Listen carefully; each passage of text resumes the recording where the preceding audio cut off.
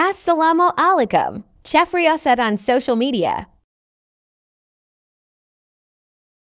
You can learn popular items Chinese-style chicken Chowmein's recipe at your home, so don't miss it. Add to cup of flour 3 eggs, yellow food color oil in a mixture, then made smooth dough. In a separate bowl, add chicken cubes, dark soy chilies, Sus chilies, flak chicken zeka. Powder mix well. Then keep aside, make large length chapati, then cut slice like a noodle shape.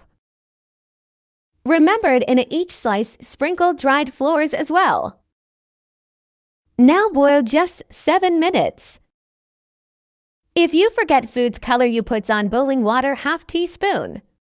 In a wok, few drop of oil, garlic, ginger paws, stir, add chicken, stir very well, then add vegetables 1 minute, stir, add noodles, sauces, in the end sprinkle spring onion.